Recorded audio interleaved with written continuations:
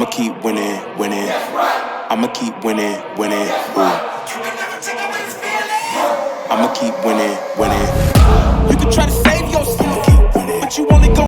What's going on, guys? Jake Ham back with another video, and today I'm going to be doing a 7 round mock draft trying to fix the New York Jets with the 2025 NFL mock draft jumping as them.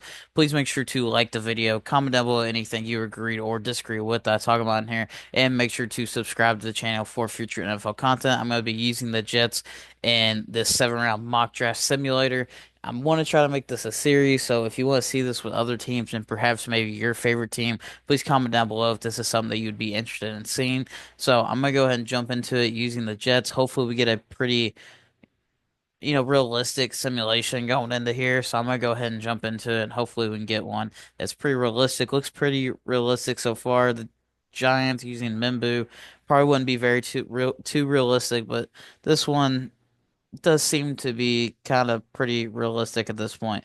So looking at it, this one is actually a pretty good simulation that we've gotten into here. Cameron Ward goes number 1 to the Titans. Travis Hunter goes number 2 to the Browns. Armand Mimbu, surprisingly, over Shador Sanders goes to the Giants. They did just sign Jameis Winston, so maybe they don't necessarily look for quarterback. They're going to wait. The Patriots go Abdul Carter. That's pretty much their dream. Jaguars go Mason Graham. That's pretty much a chalk pick. And the Raiders go with Will Johnson, pass on Ashton Genty. So, number 7, the Jets. A lot of times, a lot of people are picking Armand Membu to go here in many cases, or Mason Graham. There's also on the board here, there's several different pieces that we could be looking at.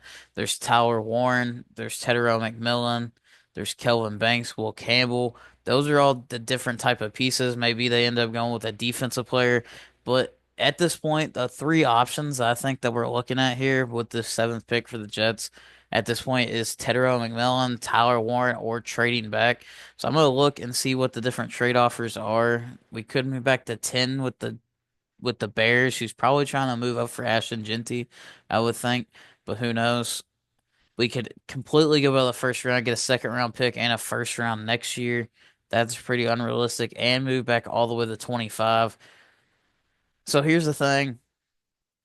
Looking at this, looking at the board here, if we move back to 10, this would be the thing. Do we want more picks? Looking at this, if we move back to 10, the Bears are probably moving up to get Genty. The Panthers are probably going to go defense with Shamar Stewart. And then the Saints are either going to go Will Campbell or they're going to go Shador. So I think if we move back, the main goal would be Tedero McMillan or Tyler Warren. I don't know if they're still going to be on the board there. I'm going to go ahead and take the risk. And I'm going to this Jets team's a new regime. We're gaining a second round pick. They're trying to get a lot more pieces that fits their style. So I'm going to accept this and move back to 10. They take Shamar Stewart, Will Campbell, and both the guys that we still want are on the board. Tedro McMillan and Tyler Warren would be the two guys that we would mainly want. Genty still didn't get taken either. So we could potentially even trade back even more in this situation. The only one that we have is the 14. We could give up around a fifth round pick and get another second round pick. But they would probably be moving up for Tyler Warren, so that's a little bit too much for me. I think at this point, number 10, with trading back, it would be Tedder McMillan or Tyler Warren. I'm going to go with the tight end. He's a generational talent, in my opinion. He could play multiple positions on the field. He's more of you can get a better piece in the second round at receiver. Could arguably get it at tight end as well. But I think the drop off is a lot more for Tyler Warren, and there's a chance that Tedero McMillan has fallen in some drafts, and you could even start to move up for him if he ends up falling a certain amount because you just got that extra second round pick from the Bears. So with Tyler Warren, you can line up anywhere, and that's who I'm going to end up taking. The Jets really do need a tight end ever since Jeremy Ruckert. as McMillan goes off the board has not really panned out.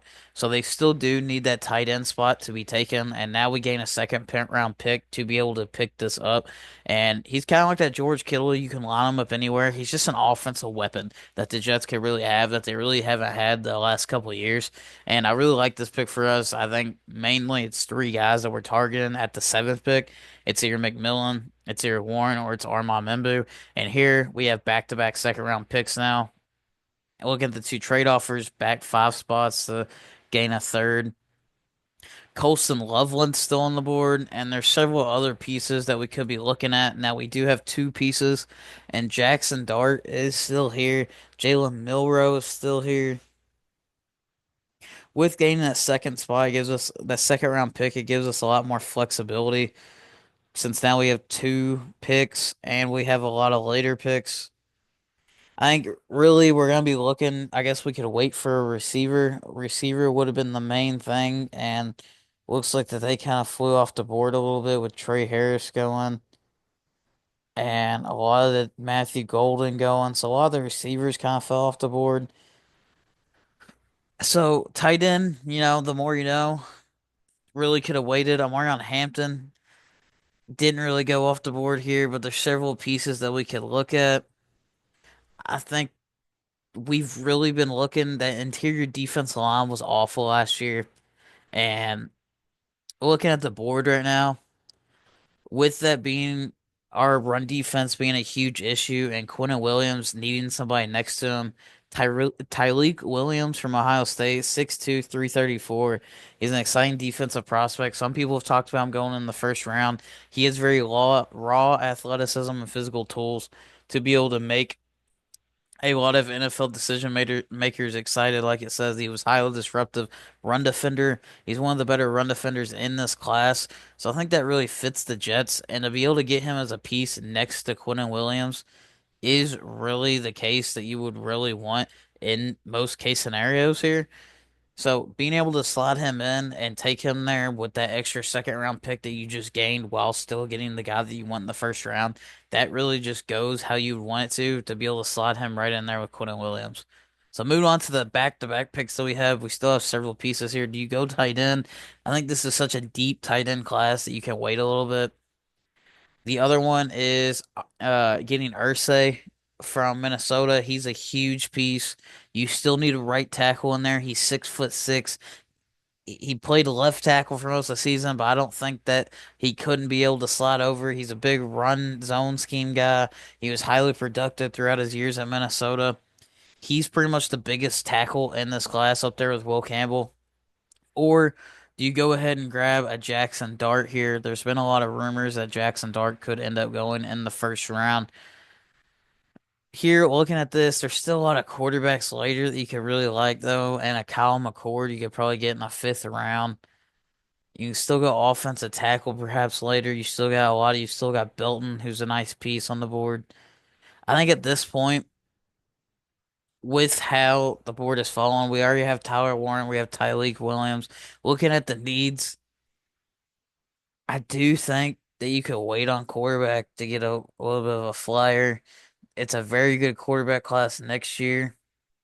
So we're gonna go with Ariante Irsay from Minnesota. He's a huge 6'6" tackle, and with him, you really just need a right tackle to be able to complete that offensive line. And being able to wait till the second round to address that is great by picking up those picks.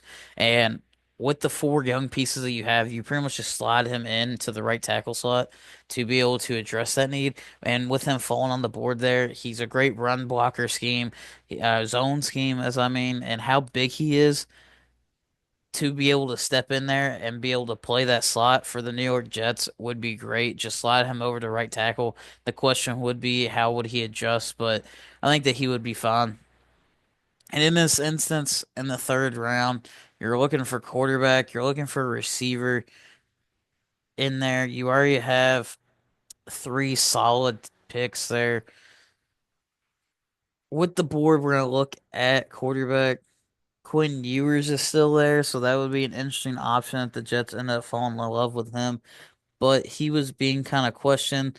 Tackle a lot. You still have Belton, but after taking Irsay, you don't really need to address that. Receivers are the main options. Jack Beach is still on the board. He was one of the biggest senior day risers, and throughout the combine, he looked very well. So that's a very good option to be a number two next to Garrett Wilson. We're gonna look at the defense side here. Cornerback is another option. I know they went out and they signed a couple cornerbacks in free agency to try to replace DJ Reed, but that's still a need that we could look at. Even though there's not a lot of corners that really tip me off right here at this point, I think you could wait on that. I really think still needing a wide receiver. I think the main focus is to get more weapons for whoever your future quarterback is going to be. You still have Justin Fields in there, so he could potentially be the guy.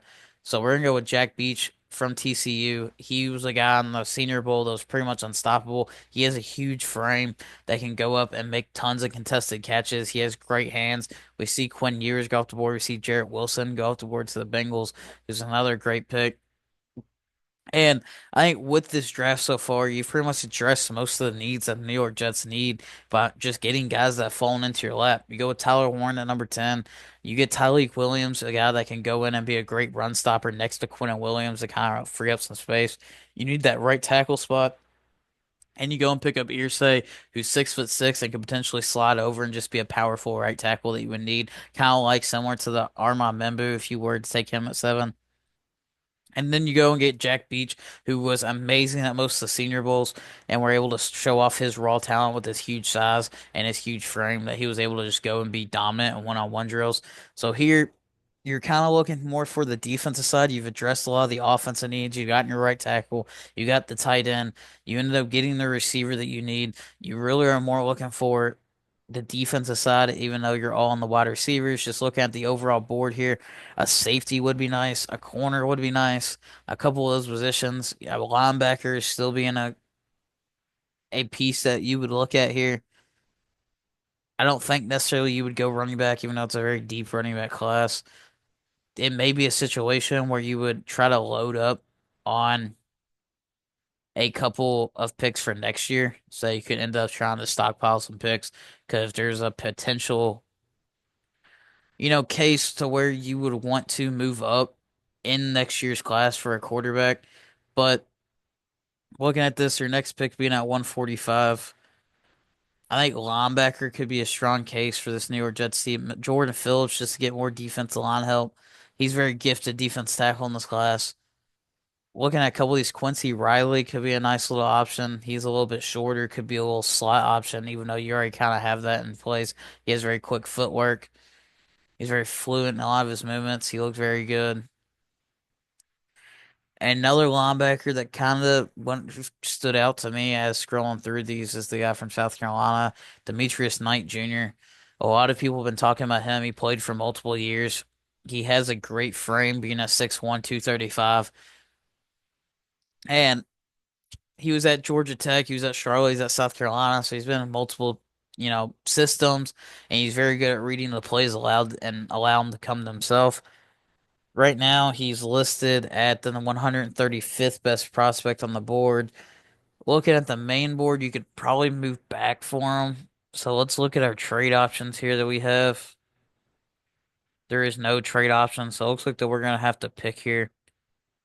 And looking at this, Jalen Reed at safety could be a nice piece. He's a little bit shorter, so he's probably gonna be a free safety option. He's a very downhill runner. And I'm really leaning towards the linebacker. We're gonna go with Demetrius Knight here from South Carolina to be able to come in and be able to learn a little bit. We just got rid of CJ Mosley. We had to do to get rid of all the cap issues, and he was getting older. So Jamian Sherwood's in there. Hopefully, you can get a guy that can come in. Williams. I don't know how much longer he's gonna be there. He's kind of getting a little bit older. So you're getting that replacement in there already for Quincy Williams to try to come in and learn a little bit to step right in there after kind of similar to what Jamian Sherwood was able to do, being able to be transitioned from a safety. So I think that's a pretty good option for this defense. Looking at the board here, you do have a trade back option with the Dolphins, but that's pretty much nothing because you're not going to trade down with the division rival. And I think you're still looking at safety position. Like I said, I pointed at Malcolm Moore last time, and he's still on the board here. That's kind of why I was waiting on the safety position. I didn't take the Penn State guy. And he's 5'11", 196. This team, I know they signed a couple of safeties, but those were mostly prove it deal guys and 1 year prove it. So it still didn't take out the question of being able to take a safety. I think Aaron Glenn is going to want his Brian Branch type guy in this defense, and why not go back to the offense or the defense where you found Brian Branch and get a guy like Malachi Moore. He's a playmaking free safety. He thrives in the deep part of the field. And he's kind of like that true center field ball hawk that this says. And I really liked Malachi Moore. He was a little bit higher ranked the last 2 years after his freshman year. He's kind of fallen down a little bit. So he has a little bit more to prove. I think he would fit in very well with this Jets defense. So filling in that safety need that you have, I think that's a great fit there. And we're starting to really usually when you're in the draft, you're trying to just take the best player on the board. And a lot of times, best player on the board isn't necessarily who you fit or who really fits, who you need. And here I really think that a lot of the guys that we were able to take have been the best players on some of the best players on the board and being able to fit certain needs. I think still we're looking for a nice little edge piece on defense. With this slot, we still have three more picks in this draft, and I'm looking at quarterback. I'm looking at edge pieces. We still have Kyle McCord here on the board. Kyle McCord would be a nice piece. We could look at a flyer on an edge player, even though a lot of the edge players, it's a very loaded edge class. You still have Jack Sawyer, who I don't know if he would be here this long. Our next pick is at 186. A lot of the quarterbacks are still on the board. Kyle McCord has broken multiple ACC records. Defense, you still have Jack Sawyer. Is Jack Sawyer going to be there? I wish I could pause it and look to trade up because I would definitely take McCord here and then look to package these two to try to trade up for Jack Sawyer. If I can do that, I'm definitely going to do that option. So I'm going to go ahead and get the quarterback that I want. Kyle McCord is definitely a sneaky pick. He's a guy that a lot of NFL teams is like. And I think he could go earlier than the fifth round. He broke multiple ACC records. He was at Ohio State. And with him, he was kind of the crucified one at Ohio State and was kind of blamed for a lot of it. And then he was able to go to Syracuse and had one of the greater years at Syracuse. So I'm going to go ahead and take Kyle McCord, and I'm going to try to pause the draft here and move up for Jack Sawyer. I'm going to wait a little bit. Jack Sawyer is ranked around 184. We still need a nice edge piece.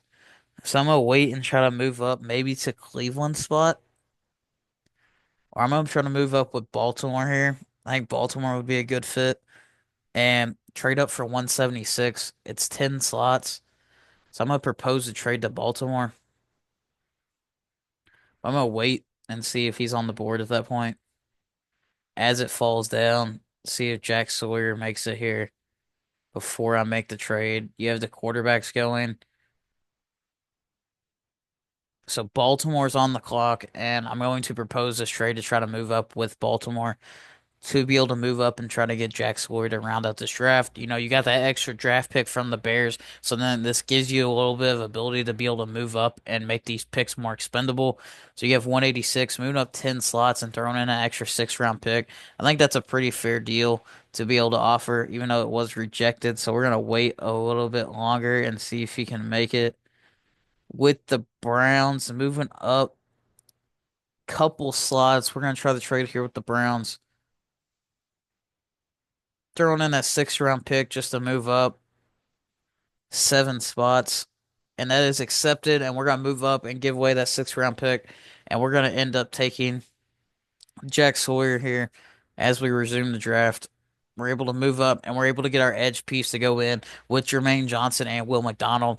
Jack Sawyer was a guy that made multiple plays throughout the college football playoffs, and he was able to be a great playmaker and a difference maker for Ohio State where they were leading up into the national championship. I know it may be a little bit of a you're going for a bigger name instead of talent. He might be a little bit undersized, is what some people are saying, even though he is huge. and I don't really get whenever people do say it, but I think he'd be a great piece to be a good rotational piece and to take over in his rookie year for Jermaine Johnson while he's trying to come back from that Achilles injury. So you don't have to rush him back, and you still get a great piece in there. And I was very happy with this draft. I know we took a couple of Ohio State guys, but I think that we really did a good job of waiting and filling a lot of needs that the Jets are going to need by taking different players that we really liked and that could fit very well with the New York Jets as we're going to look more at it as we wait here for this draft to be rounded out. As we see the full, pretty much first round aspect of this, we're going to see the whole Trevor Etienne goes to the Lions. So they were pretty much getting David Montgomery's replacement there. But as we see the whole outlook of how the first round ended up going, Jimmy Horn is another one. That's a great piece at the end of the seventh round. So here's the summary of the picks that I was able to make. We started out, we traded back to number 10 and gained the second round pick, allowing them to move up 3 spots, and we're still able to get our guy Tyler Warren from Penn State moving back to number 10. I would think if the Bears are moving up, they're moving up for Genty. The mock draft, I think, was a little bit off in the simulation for that. But being able to get Tyler Warren to be a great asset for the offensive pieces of the New York Jets and just be an offensive weapon for Justin Fields or whatever quarterback they end up going to. Tyleik Williams in the second round, that ended up falling a little bit. That's a very realistic place where he could go in the second round. Him to come in and pair up with Quinnen Williams to be a great run stopping asset to the New York Jets. You got Irsay who would step in. Him moving from left tackle to right tackle could be a little bit of a question. Jack Beach would be a great fit here. Being able to get another offensive piece, that big body guy, kind of opposite of Garrett Wilson, and different styles than Garrett Wilson on the offensive side. Going with Demetrius Knight, a big linebacker that's played in multiple systems and is able to have a lot of vision. Malcolm Moore, who's more that ball hawking safety, and that would be a great fit in Aaron Glenn's defense. Kyle McCord could be a quarterback that you look at next year if you like the way he progresses, but it's a little bit of a low risk, high reward situation. If he comes in and progresses how you'd want him to, then he could end up potentially being a starting quarterback if Justin Fields doesn't really work out. Or, you used a fifth round pick on him, so it's not much to be able to go after if you want to cut ties, if you're not really liking how he goes, and he could potentially be a career backup for you that could step in if somebody ends up getting injured. And then we moved up for Jack Sawyer with that extra pick that we ended up having. And with most of the situations that he ended up having, 6'4", 260, with the be able to have that impact that he had in the college football playoffs, and he could step in and play a little bit while Jermaine Johnson is coming back from that Achilles injury. I think this is a great draft. I think this would be a dream draft for the New York Jets. I know the simulations can be a little bit off and not as accurate, but I think this is pretty realistic for what the New York Jets draft could look like if some of these players end up falling into their laps. And then looking at the overall first round of it, Tedero McMillan goes 12. The first couple of picks looked pretty realistic. Besides Armand Membu, maybe they moved up. Let's see where Ashton Genty ended up going. I'm pretty curious to see. Genty went 20 to the Cowboys, who ended up trading back with the Broncos, ended up trading up to grab Tedero McMillan. So I would like to say this is pretty realistic. I really kind of like how this first round ended up falling out for this mock draft simulator, but one last look at my draft. These are the big guys I took from the New York Jets. So please make sure to like the video, comment down below anything you agreed or disagree with. Also, make sure to comment if you want me to turn this into a series and switch teams and be able to go with your team. Maybe that could end up doing a 7-round mock draft based on my opinion on where I think that they should go. Also, make sure to subscribe to the channel to be able to keep out for all the NFL content. And thanks for watching. Yeah, feel like John Moran. Need a triple double. Told him check the stats. Yeah, I got a couple. I don't drop the ball. Now I never fumble. I'm the MVP. Now I feel like Russell. Feel like John Moran. Need a triple double. Told him check the stats. Yeah, I got a couple.